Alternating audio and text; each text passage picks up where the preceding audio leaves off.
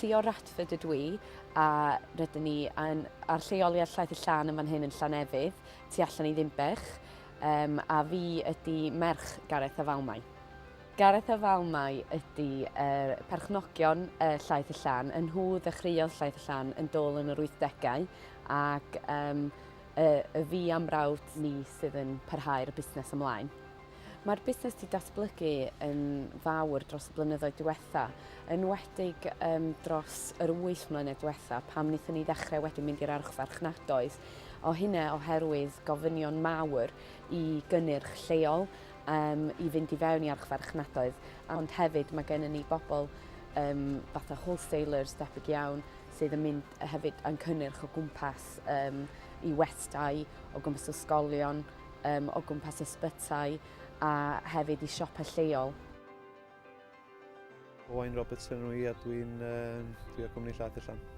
Y rôl ydy jyst rhedeg y cwmni o ddydd i ddydd, dwi'n siŵr bod popeth yn rhedeg yn iawn. A dwi'n neud siŵr bod gyd o'r reseitiau yn iawn a unrhyw new product development fi sy'n neud gyd o'r testio. Yn rôl i ganolbwyntio'n fwyaf ydy, dwi'n edrych ar yr ochr marchnata, dwi'n edrych ar yr ochr fatha commercial, sut allwn ni wneud penderfyniadau yn y cwmni i fynd ymlaen er mwyn tyfu. Rhaid i fi gydweithio'n agos iawn efo Owain oherwydd ar yr ochr arall. Os dwi'n dod efo syniadau newydd ar gyfer cynnyrch newydd, neu ar gyfer os mae gennym ni gwsmer newydd am ddod, mae hynny'n golygu bod y volume yr ochr cynhyrchu mynd i gynyddu dipyn.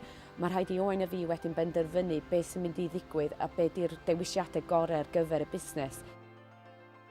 Mi nes i wneud dipyn o flynyddoedd, 8 mlynedd lawr yn Llundain yn gweithio i gwmnïau mawr iawn yn y byd ffasiwn, ac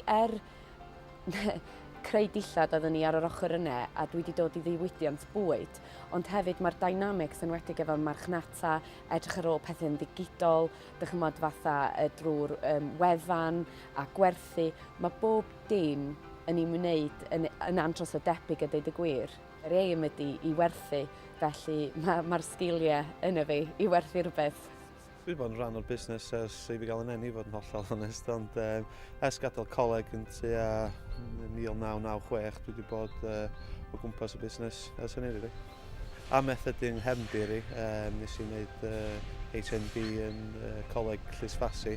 Mewn ffordd da ni wedi arallgyfeirio i wneud cynnyrch iogwrt. Bellach, rydyn yn gorfod prynu yn llaeth i fewn oherwydd ni allwn ni gynhyrchu yn fan hyn ddim chwaneg oherwydd y demand mawr sydd ar yr iogwrt. Da ni'n falch o ddeud. Da ni wedi tyfu o pan nath mam a dad ddechrau yn cyflogi 2 berson i bellach da ni'n cyflogi rhwng 25 i 30. Mae hyfforddiant mor bwysig iddyn ni wan oherwydd dyna sut dyn ni'n mynd i symud ymlaen a dyna sut dyn ni'n mynd i gryfhau'n tîm ydy cael pobl sydd wedi hyfforddi yn iawn a sydd efo'r diddordeb. Da ni'n neud lot o'n treinio o tu fewn a wedyn da ni'n dod o bobl allanol fewn i treinio. Mae gen i 30 o staff wan a pethau fatha health and safety da ni'n dod o'r gwmni allanol fewn i helpu ni allan. A dydy o ddim yn uniongyrchol jyst am greu iogwrt. Mae am farchnata, mae am weithio ar pethau digidol, mae am edrych ar ôl accounts. Felly mae yna lot o waith a mae yna lot o angen sgiliau newydd.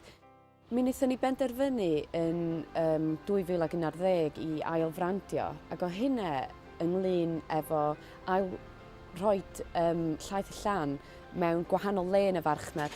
Oedd o'n amlwg wrach bod rhai iau neu rhai ifanc, bobl ifanc, ddim wrach yn prynu Llaeth y Llan oherwydd oedden nhw ddim yn gwybod digon amdan Llaeth y Llan.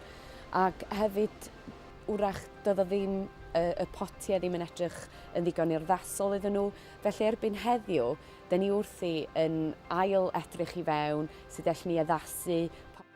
Da ni'n gobeithio ar y dyfodol i ehangu ein lleoliad ni'n fan hyn, oherwydd ar diwedd y dydd mae'r iogwrt wedi dechrau fan hyn, felly mae'r stori yn uniongyrchol dal i fodoli yn calon Llaeth y Llan a dyna lle da ni'n ei weld o'n Llanefydd.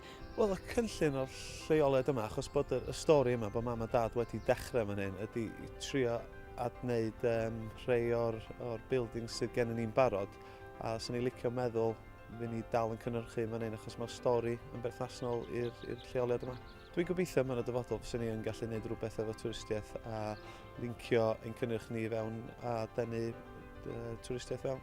Mae rhaid i ni addasu sut dyn ni'n edrych, be dyn ni'n werthu, gwahanol flasau, ydy'r cynnyrch dal o ran sawdd gorau, sut dyn ni yn symud pethau ymlaen oherwydd mae'r farchnad yn un galed, ond hefyd mae newid o hyd a mae yna bobl newydd yn dod i'r farchnad bob dydd.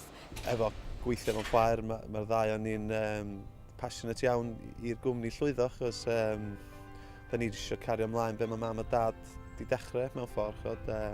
Mae mam a dad yn rhoi sylfaen andros o ddau i ddechrau a da ni'n gobeithio cario hwnna drwodd i'r dyfodol. Mae'r dyfodol bwyd yng Nghymru yn anhygoel. Dwi'n meddwl bod ni yn gwneud ddigon ohono fo.